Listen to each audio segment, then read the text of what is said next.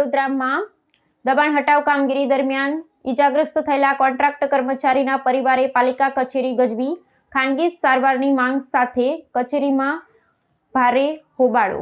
3 દિવસ પહેલા કોર્પોરેશનના દબાણ શાખાની કામગીરી દરમિયાન કોન્ટ્રાક્ટના કર્મચારીને થઈ હતી ઈજા। ખાનગી હોસ્પિટલમાં સારવાર આપવામાં ન આવતા ઈજાગ્રસ્તને એમ્બ્યુલન્સમાં કોર્પોરેશન કચેરી લવાયો।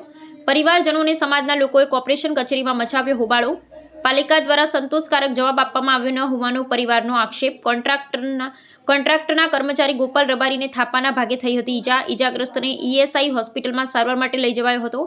પરિવારે ખાનગી હોસ્પિટલમાં સારવાર આપવા માટે માંગ કરી કોર્પોરેશન ખાતે મચાવ્યો હોબાળો। દબાણ શાખાના અધિકારીએ નિયમ મુજબ યોગ્ય સારવાર આપવાની આપી ખાતરી। અધિકારી દ્વારા ખાતરી મળતા મામલો થાળે પડ્યો।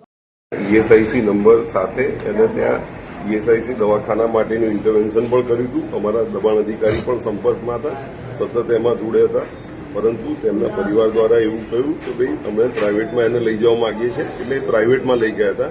ઈએસઆઈસી નંબર ને બધું છે અને એ પણ એના તેમ છતાં પણ અત્યારે અહીંયા આવ્યા હતા, તો અત્યારે સિક્યુરિટી એજન્સીના એના જે ઓફિસર છે એમને પણ ત્યાં જોડે મોકલવામાં આવે છે। જવાબદાર અધિકારી દ્વારા યોગ્ય જવાબ ન આપવાના કારણે આજે આ લોકોને અહીંયા આવવું પડ્યું એવો આક્ષેપ છે। ના, દબાણ અધિકારી ચિરાગ શાહ સતત સંપર્કમાં હતા અને એમણે પણ એજન્સીનો સંપર્ક કરીને કોઓર્ડિનેશન કરીને કર્યું હતું, પરંતુ એમને જણાવ્યા પ્રમાણે એવું કહ્યું કે ભાઈ ત્યાં એ લોકો ઈએસઆઈસીના દવાખાનામાં એ નથી કરવા માંગતા। નિયમ મુજબ જે ઈએસઆઈસી ને પીએફ કપાતો હોય છે, ઈએસઆઈસીનો નંબર પણ આપવામાં આવેલો અને એ આધારે એને ઈએસઆઈસીના દવાખાનામાં લઈ જવામાં આવે, પણ તેમના કુટુંબીજનો દ્વારા એવું કહ્યું કે ભાઈ પ્રાઇવેટમાં લઈ જાઓ તેવું મને દબાણ અધિકારીએ કહ્યું હતું। તેમ છતાં અત્યારે એમને અધિકારીને જોડે મોકલ્યા છે, એમના સિક્યુરિટી એજન્સીના અધિકારીઓના ફોન નંબર બંધ હતા અને ખાસ કરીને તમારા ઉપર આક્ષેપ છે કે મંગેશ જયસ્વાલ એવું કહે છે કે જે કરવું એ કરી લો, હું કોઈ ખરું એ ખોટું એ છે।